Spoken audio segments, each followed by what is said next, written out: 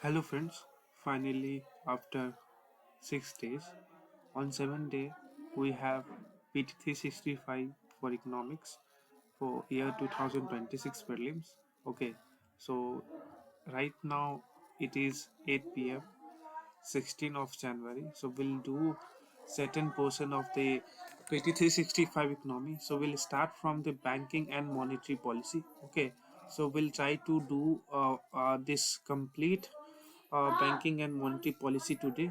Okay, since it is starting, so we'll do gradually. Okay, and uh, we'll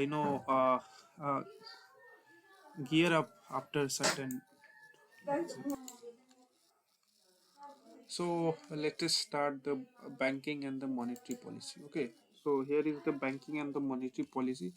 Please remember, it is one of the most important topics from where questions almost every year comes in your prelims examination. Okay, so Reserve Bank of India. First, we have to discuss the RBI monetary policy. Okay, so RBI monetary policy key instrument detailed overview. Okay, objective. What is the objective of the monetary policy?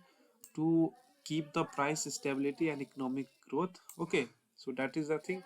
Now there are certain quantitative tools. Okay, which direct impact the overall supply of the money. Okay, which include a repo rate. Okay, repo rate, this is the rate at which RBI lends short-term loan to banks. Okay, means signal rate.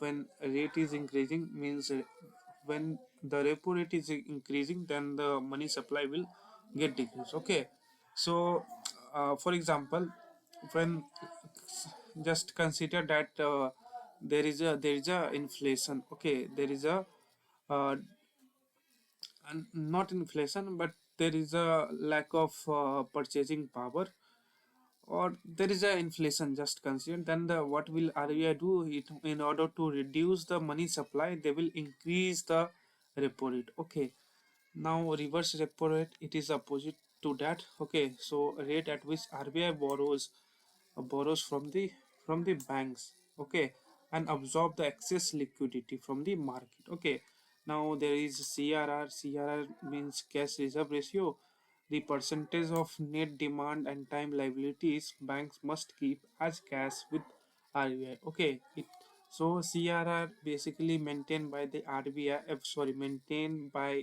the banks with RBI. Okay, it is interest free. Okay, now SLR, statutory liquidity ratio, a percentage of net demand and time liabilities must maintain in liquid asset. Okay, like gold, bonds, cash by themselves. Okay, so it is maintained by the banks with themselves. Okay, themselves. So when SLR increases, then the lendable funds of the bank decreases. Now there are qualitative tools, which is the direction of credit. So selectively influence the credit flow of a specific sectors. Moral suasion. Okay, moral suasion, persuading and advising banks to follow policy directives through dialogue and letters, non-binding but effective. Margin requirements, changing the loan to value LTV ratio. Higher margin is equal to less loan amount for collateral, used to curb speculation. Direct action, penalties, restrictions, or sanctions imposed on banks for non-compliance with RBI guidelines. Now, supply transfer to center. Okay, now before that, please remember that quantitative tools are very important. Okay, if you see the previous year questions of the economics from the UPSC, you will find that they have asked questions from repo rate, CRR, and SLR as well in UPSC civil services, as well as the CFPF and CDS. All these three important examinations of the UPSC, they have asked questions from these things. Okay, these are very basic, but these are very important. Okay, now let us understand the surplus transfer to the center.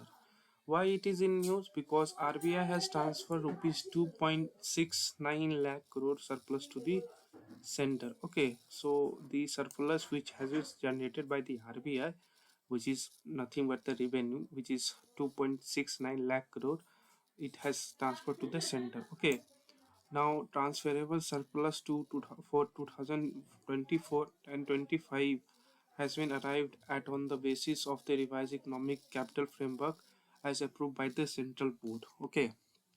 Now key sources of RBI income. So if you see the if you see the question paper of 2025, then the UPSC has directly asked a question from the sources of the income for the RBI. Okay, they have given four options. Okay, and you have to just pick that correct answer. Okay, so let us see the source for the income of RBI. So income from the interest on the government securities. Okay, so whatever government securities that RBI has or RBI maintains, it gets interest, okay, on those securities. Okay, now second thing, that is the net interest. It is also getting net interest from the liquidity management tools, for example liquidity adjustment facility LAF. Okay, so it also get net interest from the liquidity management tools. Loans seniores profit from currency printing. Okay, so see this option they have given currency printing. Okay, so this is also one of the source of the revenue for the RBI, which many of us have marked or consider as incorrect in 2025 prelims 1, 25th of May 2025. Okay, so please remember interest earned on foreign currency investment. Okay, foreign currency investment. Okay, so these are the sources of the income for the RBI. Let us revisit once again so that we can have clear cut understanding. So income, key sources of the RBI's income. So income from the interest on the government securities. Okay, government securities. And then net interest from liquidity management tools. Net interest from liquidity management tools, for example liquidity adjustment facility, facility. Then loans, seniores profit from currency printing, interest earned on foreign currency investment, interest earned on foreign currency interest earned on foreign currency investment. Now about the economic capital framework. Economic capital framework. Okay, sorry, just 1 second. Yes. Now about the economic capital framework. So ECF, there is a something called economic capital framework, which is ECF Genesis. So economic capital framework was adopted by RBI in 2019 based on the recommendation of the Bimal Jalan Committee. The Economic Capital Framework is an integral part of the Enterprise-Wide Risk Management Framework 2012 concept. Economic Capital Framework provides a methodology for determining the appropriate level of risk provisions and profit distribution to be made under Section 47 of the RBI Act 1934. Now, what are the components of the economic capital under economic capital framework? So, realized equity. What is a realized equity? This consists of what? RBI's capital. This consists of RBI's capital reserve fund, contingency fund GF, and asset development fund. Okay, please remember these all are the part of the realized liquidity. Okay, these are RBI's capital, reserve fund, contingency fund, asset development fund. Okay, now contingency risk buffer. What is contingency risk buffer? So component of RBI's realized liquidity to provide for monetary and financial stability, credit and operational risk. Revaluation balances. What is this? The unrealized gains net of losses resulting from exchange rate, gold price and interest rate movements. Tenure. The committee recommended the framework to be reviewed every 5 years. Okay, so that is the thing. Now next thing is about the India's forex reserve. Okay, see I have just zoom out. Okay, I intentionally make this PDF little bit smaller so that we can understand uh, in minimum time more number of things. Okay, and it is also useful for our reading speed. It increases our reading speed. Okay, According to Reserve Bank of India latest foreign exchange reserve data, gold reserve have reached 102.3 billion dollar. Okay, so gold reserve has surpassed 100 billion dollar. Now more on news. This has taken the share of gold in the foreign reserve to nearly 50%. So gold share is the 15% and around 7% from around 7% a decade ago. RBI is the primary authority managing foreign exchange in India. So who is the primary authority to manage the forex in India? So RBI. Why RBI is increasing gold reserves? So diversification, diversify the foreign currency assets base and reduce dependency on the US dollar. Risk mitigation help protect against currency volatility and resulting revaluation risk to the its foreign exchange stockpile. Hedge against inflation. Gold is accumulated as a hedge against inflation, helping protect the purchasing power of India's foreign reserves. Risk associated with storing gold. Now, what are the risks associated with the storing gold? Let us see. So, reduce liquidity and flexibility. Converting large gold holdings to cash during is lower and costlier than liquidating foreign currency assets. Zero yield. Gold yields no interest or dividends, unlike bonds or currency deposits. Storage and security cost. Physical gold demands secure storage, often in domestic and overseas vaults, increasing cost for storage, insurance, and transportation. Now, components of foreign exchange reserves. Now, components of foreign exchange reserves. Foreign currency assets. These are maintained in currencies like now foreign currency assets. These are maintained in currencies like US dollar, euro, pound, sterling, Australian dollar, and Japanese yen. Okay, components of foreign exchange reserve. So components of foreign exchange reserve means that the forex which is maintained by the RBI. Now foreign currency assets. These are foreign currency assets. Okay, now they are maintained in currencies like in dollar of the US, dollar of the Australia, euro is basically European Union, pound sterling is basically for UK, and in Japanese yen. Okay, and gold reserve held with RBI. Okay, holdings with IMF special drawing rights. So special drawing rights, there have been two questions in the prelims that has been asked. Okay, you by UPSC. You can refer to the previous question. An interest bearing reserve asset created by IMF to supplement members reserve assets. Okay, reserve trench position. It is the difference between the members quota and IMF's holding of the members currency that is readily available for withdrawal without strict conditions. Okay, so that is the thing. So please remember the components which are part of the forex. Okay, let me make it a little bit bigger. Okay, so just a second. Yes, now it's good. So components which constitute the forex of India. So it is the foreign currency asset.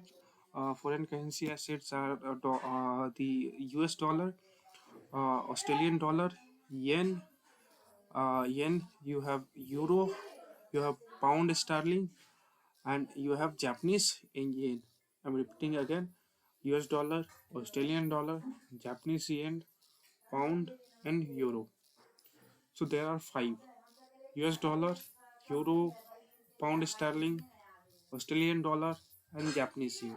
Okay, gold reserves with RBI, and then SDR, special drawing rights and reserve range position of the IMF. Okay, so these are the things. Now, Reserve Bank integrated Ombudsman Scheme 2021. Why in the news? The central and state cooperative banks have been brought under the ambit of Reserve Bank. The central and the okay. So this is very important, because if you see the previous question, that then you will find that they are asking questions on the cooperative as well as on the working of the central banks. Okay, so the central and the state cooperative banks have been brought under the ambit of the Reserve Bank integrated Omstum scheme 2021 under Banking Regulation Act 1949. About Reserve Bank integrated Ombudsman Ombudsman scheme 2021. Okay, so objective. What is the objective? So provide customers of regulated entities a speedy, cost-effective, and expeditious alternate grievance redressal mechanism. Coverage until now it covered all commercial banks, reserve rural banks, scheduled primary urban cooperative banks, and non-scheduled primary cooperative banks with the deposit size of 50 crore. All non-banking financial companies (NBFC), excluding housing finance companies, which are authorized to accept deposits or have customer interface with an asset size of 100 crore rupees. All system participants includes a system provider which participate in a payment system in accordance with the Payment and Settlement Systems Act 2007. Credit information companies. It integrates the three OMS, OMS, OM, ombudsman schemes of RBI, namely the Banking Ombudsman Scheme 2006, the Ombudsman Scheme for Non-Banking Financial Companies 2018, and the Ombudsman Scheme for Digital Transactions 2019. It adopted the One Nation, One Ombudsman approach by making the RBI Ombudsman mechanism jurisdiction neutral power. The ombudsman can award up to 20 lakh in compensation plus up to 1 lakh for the complaints time, expenses, and any mental distress or harassment. Okay, so other key terms initiatives related to RBI. Now, Standing Deposit Facility (SDF). What is Standing Deposit Facility? It is a monetary tool. Okay, monetary tool means monetary tool is a kind of tool which try to increase the money supply or decrease the money supply. Let us understand. It is a monetary tool that absorb liquidity. Okay, so it decreases the money supply. Okay, absorption of liquidity from commercial bank without collateral. Features: a standing deposit facility replaces the fixed rate reserve reverse repo as the liquidity adjustment facility corridors floor. STF is an overnight liquidity absorption mechanism with the flexibility for the RBI to increase its duration. An entity that is eligible for LAP can use this facility. STF will be available every day, including holidays and weekends. Now, variable rate reverse repo. Variable rate reverse repo. It is method used by the RBI to absorb excess money from the banks for a short period. RBI takes money from banks and offers them interest in return. The term variable rate means the interest rate is not fixed and decided by the market. Reverse repo rate, the rate is fixed by the RBI. Now there is something called switch auction. Genesis began in 2019 by the RBI on behalf of the Government of India. Objective: to manage the maturity profile of public debt by replacing short-term securities with longer-dated ones. Mechanism: market participants sell source security to the Government of India and simultaneously buy destination securities at quoted prices. The process is executed through the e-Kuber portal via the switch transaction module. Co-lending norms. Recently, RBI issued revised directions for co-lending arrangements between banks and non-bank financial companies (NBFCs). Under co-lending norms, regulated entities can enter a lending arrangement with other uh, other REs, means regulated entities, for extension of credit to borrowers subject to compliance with the extent procedural regulation. Key highlights of the revised directions: minimum share. Each regulated entities to retain a minimum 10% of percent share of the loans. Priority sector lending status. Each lender can claim PSL status for its share under co-lending if the loan qualifies as priority sector. Uniform asset classification system. If one lender lacks tags a loan as a non-performing asset (NPA), other co-lenders must do the same. Payment aggregators. It is an entity that facilitates aggregation of payments made by customers to merchants through payments channels through merchants interface. Okay, Google Pay, Phone Pay, etc. are the examples. Okay, now now there is something called base and means advances. It is a temporary advance. It is a temporary advance given by RBI to central bank to cover any mismatch in the receipts and the payments. Unlike ad hoc treasury bills, the instrument of ways and means advances is not source of financing fiscal deficit. Ways and means advances is also available for state governments and union territories. Ways and means advances is decided by RBI in consultation with the central government. Illegal framework RBI Act 1934 authorizes the central bank for ways and means advances. Interest rate on ways and means advances is the RBI's repo rate. However, interest on overdraft amounts in excess what where ways and means uh, ways and means advances is 2% above the repo rate. Duration itself be fully paid off within 3 months from the date of making the ways and means advances. New initiatives by RBI. Now, what are the new initiatives by the RBI? We need to understand this. So, Unified Lending Interface (ULI), Unified Lending Interface (ULI). It is envisioned as a digital public infrastructure. Okay, it is envisioned Unified Lending Interface. It is envisioned as a digital public infrastructure (DPI) aiming to enhance delivery of credit. It aggregates data from multiple data sources which would be made available to lenders for better credit assessment. Central bank digital currency retail sandbox for fintech firms to innovate and test solutions. Central bank digital currency is a digital version of fiat currencies issued by the central banks. Tokenization of certificate of deposit city.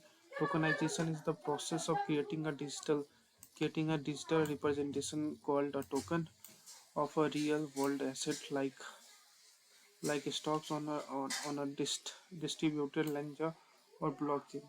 CD. Certificate of deposit is a negotiable money market instrument and is sold in a dematerialized form or a promissory note again promissory note against funds deposited at bank or other eligible financial institution issued by scheduled commercial banks. Okay, exclude regional rural banks and local area banks. Select India financial institution permitted by RBI to raise short-term resources issued by at a discount on face value. Its maturity period is up to 1 year, minimum 7 days. Now, self-regulatory organization for NVFCS. Okay, why in news? RBI granted a self-regulatory organization status to Finance Industry Development Council to oversee NBFC. Now about self-regulatory organization (SRO), legal backing. RBI's omnibus framework for recognized self-regulatory organization for regulatory entities 2024. Now eligibility for SROs, self-regulatory organization. An SRO shall be set up as a non-profit company registered under Section 8 of the Companies Act 2013. Okay, 2013.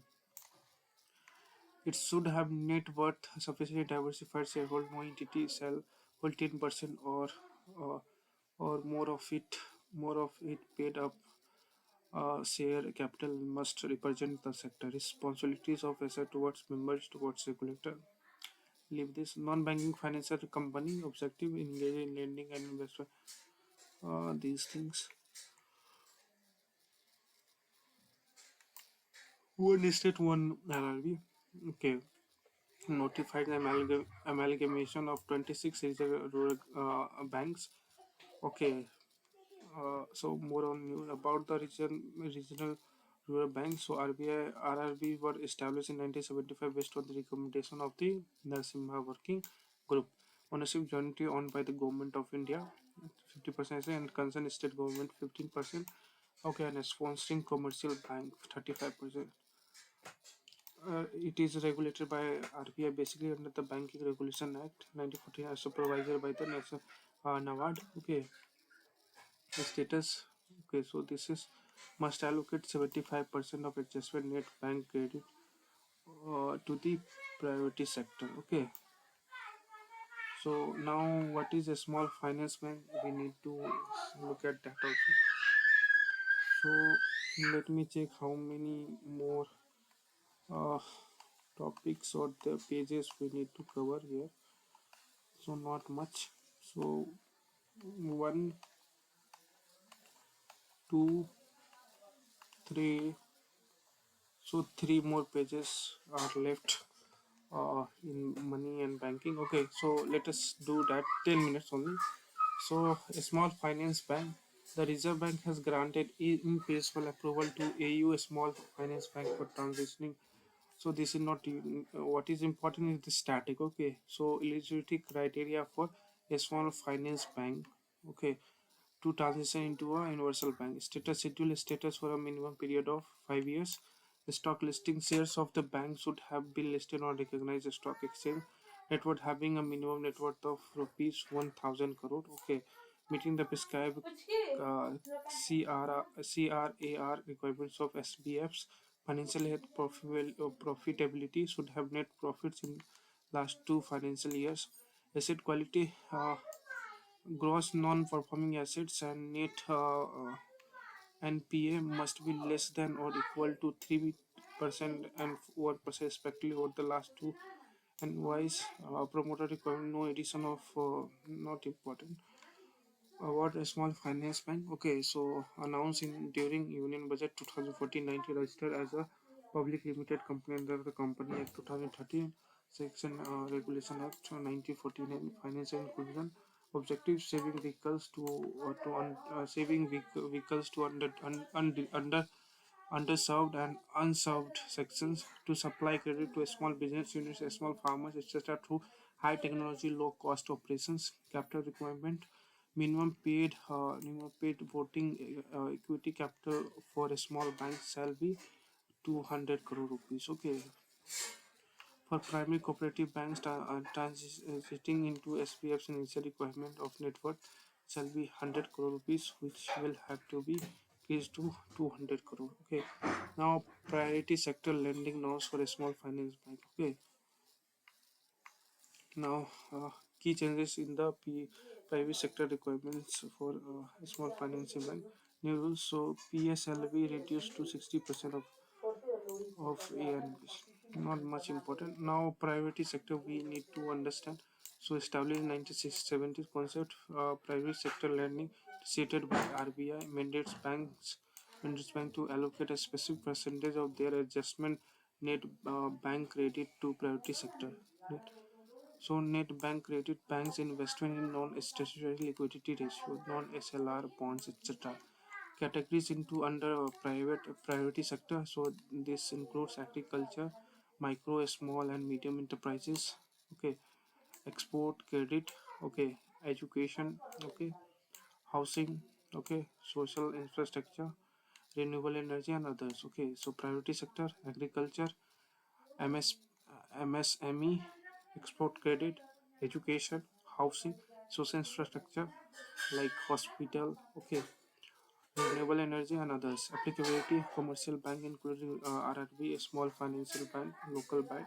So these are things other than salary earners bank. Now Surface Act 2012. While in news yesterday, the Supreme Court in a judgment highlighted anomalies in Surface Act 2002 and Surface 2002 contradiction. Okay, now we don't need to do this now about Surface objectives: recovering the financial institutions. So, recovering the financial institutions, banks, and cooperative banks non-performing assets in a timely and effective manner. Non-performing assets refers to a classification for loans or advances of a bank that are in default or arrears. A loan is in the arrears when principal or interest payments are late or missed and become an non-performing assets when the interest or the installment of principal remain due for more than 90 days. Okay. Key feature of the Act: NPA notice. Loans are classified as NPAs but RBI regulation within a mandatory of 60 days demand notice. Okay, key methods to recovery: securitization involves transactions where risk of recovery in assets is distributed among investor. Asset reconstruction. Okay, third one is the court free enforcement. Okay, so these are the things. Now are the very much important things.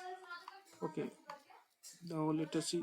So I think we have covered, okay, most of the thing.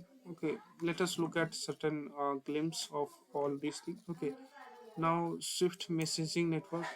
Indian banks have accelerated adoption of Swift messaging framework ISO 2022. The ISO 222 is an open global standard for financial information.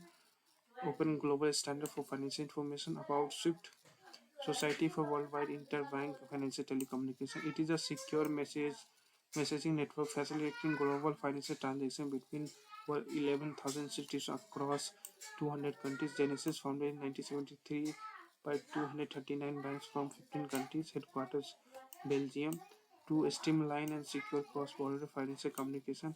Note: BRICS Pay is proposed cross-border payment system to facilitate trade and financial transactions among BRICS members to reduce dependence on SWIFT. India Post Payments Bank, Genesis 2018, as a 100% government-owned payment bank under the Department of Post Ministry of Communications.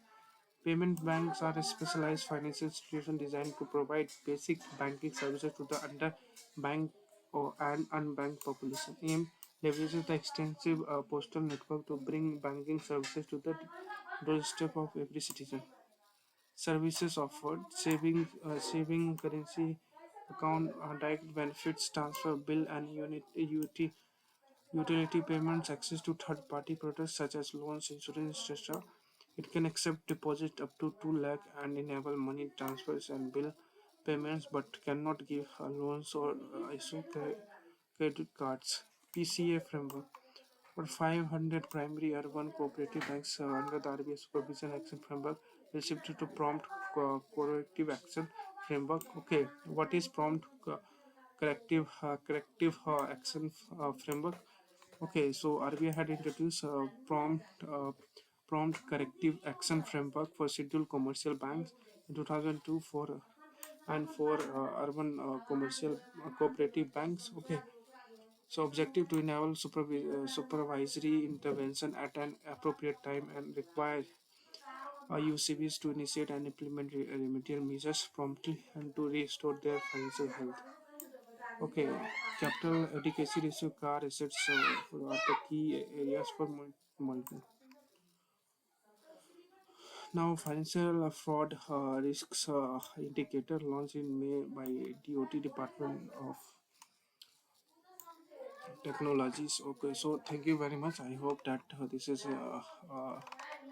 this was very helpful for you. Okay, and we'll continue further discussion on the rest part. So we have done with the money and banking. Okay, see, being a human being, I cannot do everything very well. Okay, so there were many things which may not have been adequately dealt with.